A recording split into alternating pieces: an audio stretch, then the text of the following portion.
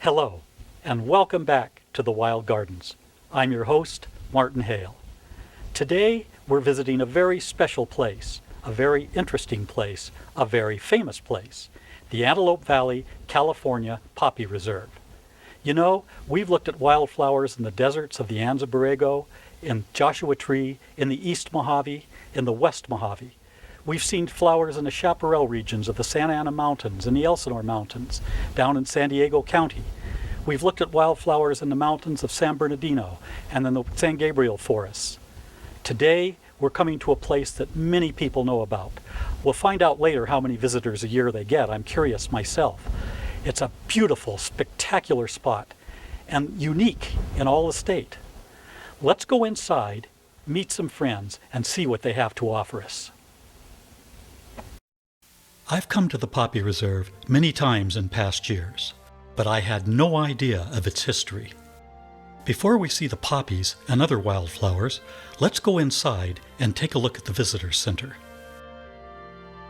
Once inside, we begin to get a hint about the Poppy Reserve. The displays tell us what goes on here at the reserve, about both the flora and the fauna. We also get to meet one of the original founders of the Antelope Valley, California Poppy Reserve, Dorothy Bolt. What a pleasure and privilege it is to speak with her. Dorothy is 97 this year and proud of it, and I don't blame her one bit. Now, I'm here with Dorothy Bolt, and yes. Dorothy, as I understand, you are one of the founders of the Poppy Reserve. I could imagine that's correct. Would you like to tell me what that was like then and what you did? Oh, mercy. It started so many years ago. 1972 is when we organized the Wildflower Preservation Committee under the umbrella of the Lancaster Women's Club. And we just decided to do whatever we could do to help get money in order to buy property and save the state flower, which is the poppy. And we did all kinds of things. The first thing that we did was Jane Pinero drew a which we called a decal, and one of our members, Lillian Casson, who was very, very talented, and she went to the AAA and asked where they were having their decals made. So somewhere down in San Fernando, and so we got, I don't know how many thousand, probably 12,000 decals. And then we had a good treasurer who didn't give them out unless you got $1 back. And so that's how we started getting money together. The staff who work here, with the exception of the state park rangers, are all Primdia volunteers. Let's talk to two of them now to learn more about the reserve's history. One of the things I want to find out is what this word Primdia means. I'm standing here with Gretchen Winfrey and Mary Wilson, two more docents from the reserve, and I have some questions for both of you, but I'd like to find out about some letters I keep hearing come up, Primdia and Priya. Would you tell me how that works, Gretchen? Well, when our nonprofit was originally incorporated, it was just the Poppy Reserve Interpretive Association. Priya. Priya. I see. And then we had a superintendent who thought we should also be helping out some of the other state parks in the area. So we got together and redid our bylaws and our articles of incorporation and became the Poppy Reserve Mojave Desert Interpretive Association, because we actually now serve not only the Poppy Reserve, we serve Saddleback, and we serve Tomokani, and we serve Mitchell Caverns, which is way out. That's East Mojave. Yeah, way out. Been there, yeah. And then the Arthur B. Ripley Desert Woodland, I think is its name, which is Right. really a wonderful place too. Okay, and that's Primdia. That's Permdia. That's that, yeah. okay, that's that. So that's how The that Poppy works. Reserve Mojave Desert Interpretive Association. Yes. Okay, and I saw one more thing that I'm curious about. Mary, maybe you could tell me. I see a person's name on this building. Yes, it's Jane Pinero, and Jane was instrumental in getting a lot of things done here in the valley, but one of her dreams was to have a poppy park. And I'll go back in history a bit so you know a little bit about Jane. She and Joe Pinero were married in 1930s in Pasadena. He was a dairyman, and he got a job up here at the Pancho Barnes Ranch, which is now Edwards Air Force Base, and he was the dairyman. And they came and they spent the first winter here in what Jane called the tiny shanty. And it was just a little tiny, she said they nearly froze to death up here because living in Pasadena, you don't have cold winters. But then the spring came. Joe was working, and so she started wandering out into the desert area there. And she noticed the flowers and fell in love with the flowers. And she started sketching and painting. And her media, it was watercolors. And she was a self-taught artist. Well, she had these wonderful paintings that she was doing, but she couldn't find the names of the flowers because there weren't a lot of books out yet about the wildflowers of the desert. So she started doing research and became a self-taught botanist.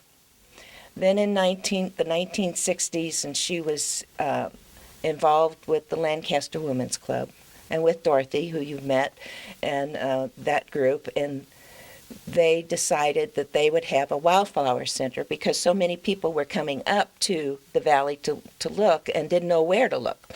So the group got together. She would display her paintings, and they would hand out maps and let you know where the area was of that day, where you could go. And then during this time, while they were doing this, they had a professor who came in, and he looked at Jane's paintings, and he said, he was a botanist, and he said, "These are the most botanically correct paintings I have seen. You could use these as instructions in classes." Well, Lancaster Women's Club got together. They formed the Wildfire Preservation Committee at the time.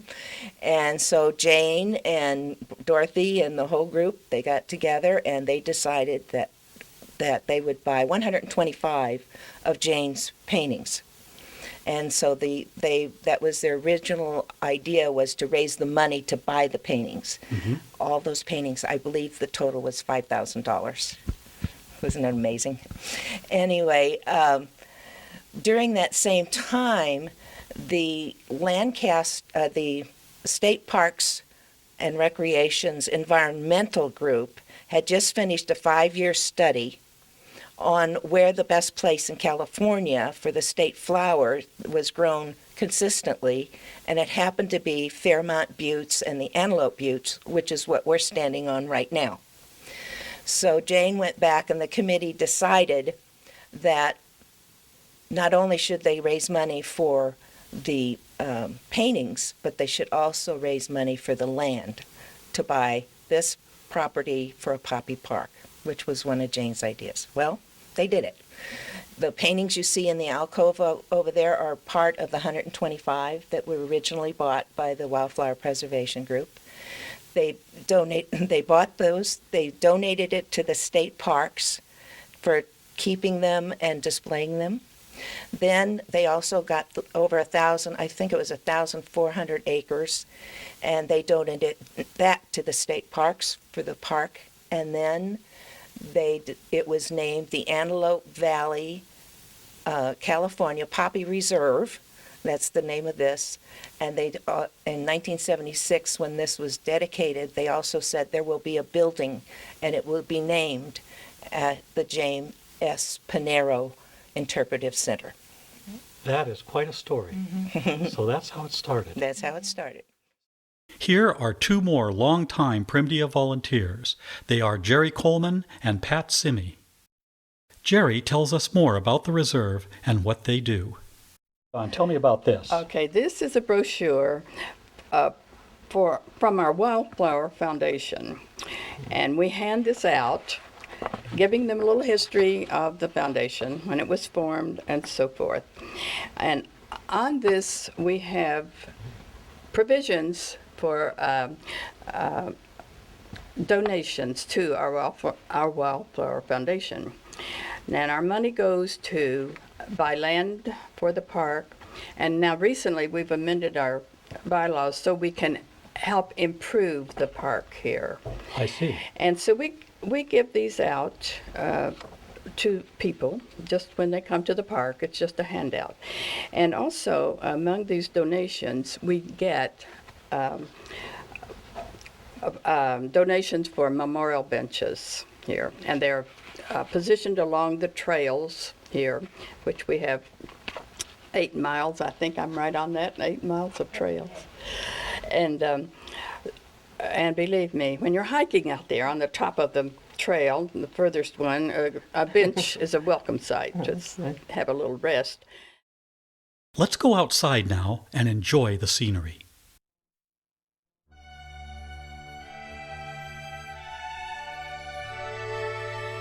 The California poppy was designated the state flower in 1903. The reserve itself was dedicated on April 24, 1976, the bicentennial year of the United States of America.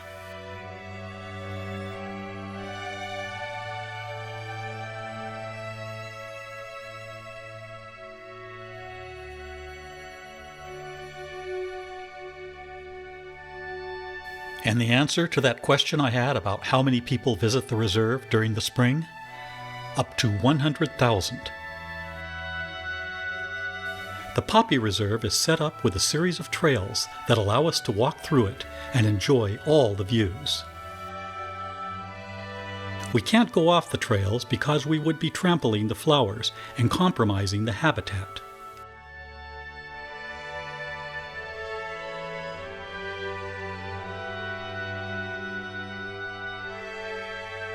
Look at the poppies. What a sight!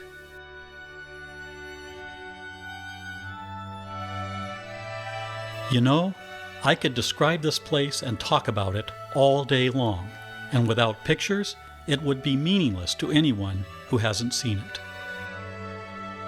With pictures, it's better. But even pictures don't do the Poppy Reserve justice. It has to be seen in person.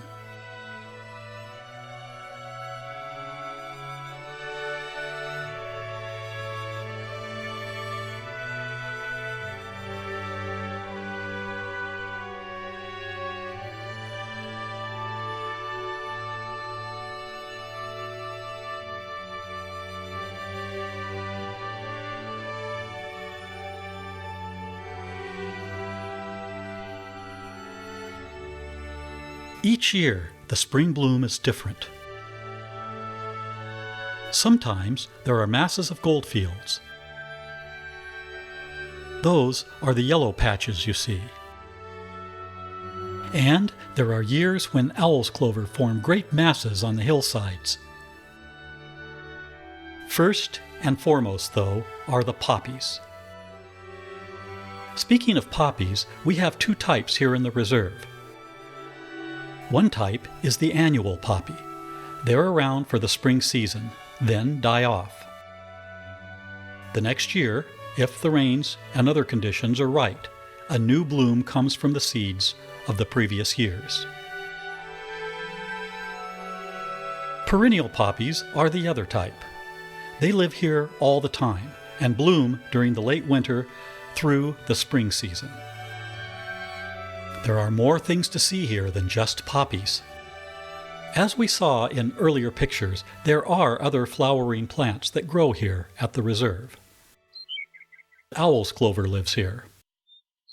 Owl's clover is one of the more popular flowering plants of the reserve, I'm told.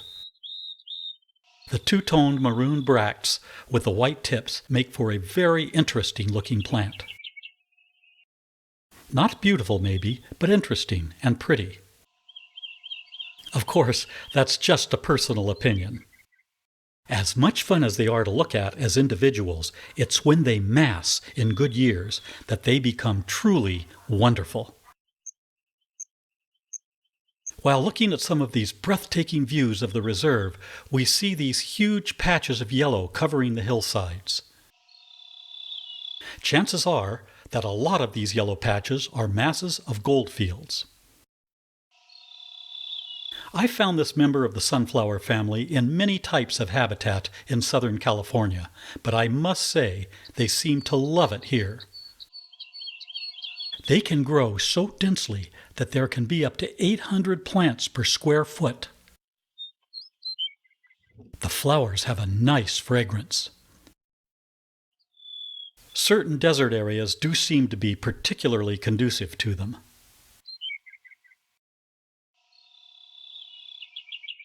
One of my favorite wildflowers is the one we commonly call cream cups. I generally expect to find them where the California poppies grow, but that's not always the case. I've found healthy stands of them in the upper Joshua Tree area where there were no poppies. By and large, though, I mostly find them growing in and amongst poppy fields, or at least near them. They are, in fact, in the same family as poppies. Large groupings are very nice to see, but when observed as individuals, close up, they are exquisite. You can find them in several variations of color, from all white to white and yellow, and in an endless variety of patterns in those two colors. I was once told by a botanist friend of mine that he saw them with a blush of pink on the petals. Whatever the color, aren't they beautiful? I'm more accustomed to finding red maids in a chaparral or coastal sage habitat, but here they are at the reserve. I usually find them in grassy meadows or hillsides. They always seem to be growing as individual plants among other plants instead of masses or bunches. You'll never have a problem finding them because of their brilliant color. Another plant found here at the reserve is the fiddleneck. The fiddleneck is aptly named.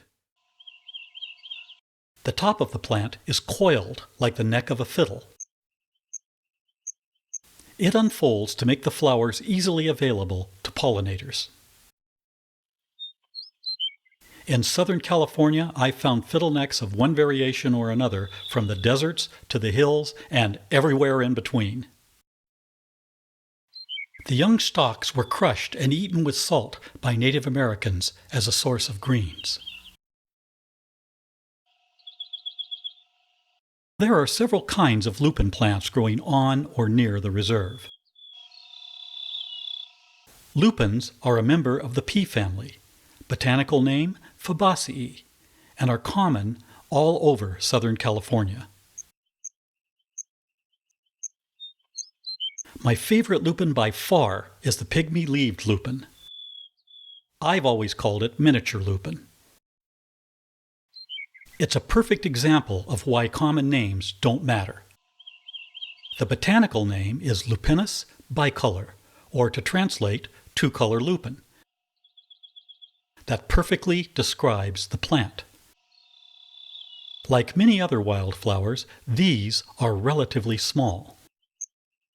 And if you don't see them enlarged, you miss the delicate beauty of the flower. When I see this pygmy-leaved lupin up close like this, it reminds me of why it's my favorite lupin. They're beautiful little fellows. It's surprising how many different kinds of plants grow here. At first glance, it seems it's just poppies, or goldfields, or owl's clover. The fact that you can find so many different kinds of plants here is like an added bonus to something that's already fantastic. Here's one that's found in nearly all of Southern California's habitats. Let me be more specific. In the mountains, chaparral, and coastal sage, it's called blue dick. They call them that here, too. In the deserts, they're known as desert hyacinth.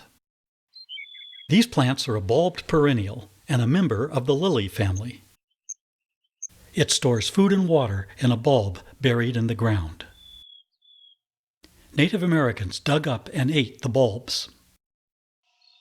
After the spring rains, it grows long stems and these pretty flowers bloom. They truly are a beautiful sight when seen up close. Another good-looking flowering plant found here is the Liliaceae facilia. The brilliant light blue flowers really dress up the scenery when they display themselves in small masses. They're a member of the waterleaf family. This plant is fairly common in the West Mojave Desert.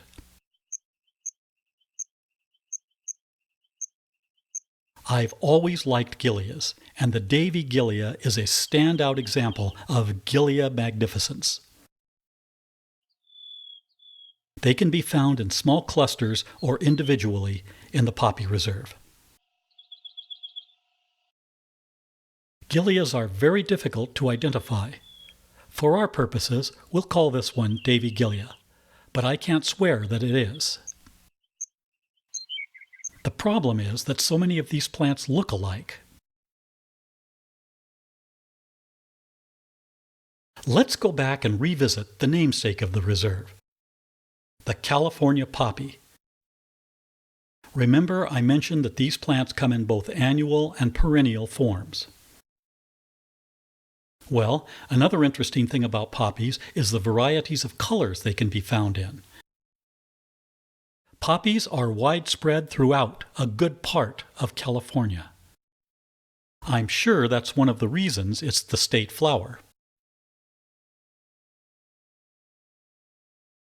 Let's take a final look at some of Jane Pinero's paintings.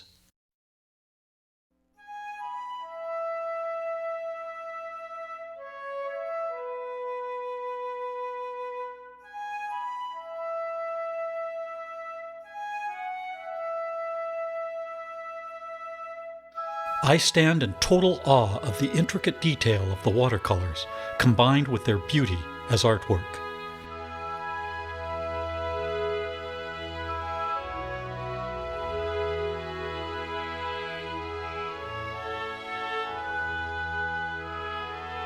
I admire so much the mastery she achieved over her subject.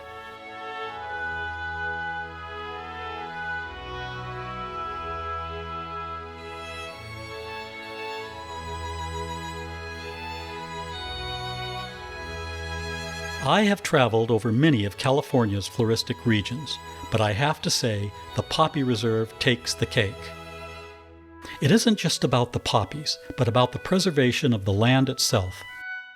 Many people over the course of time have lent their love and labor to provide and ultimately maintain this natural treasure. If you're like me and like to get down on your hands and knees to get a closer look at the individual plants, the reserve has a wide variety of different species for inspection. In short, for the wildflower lover, this place has everything.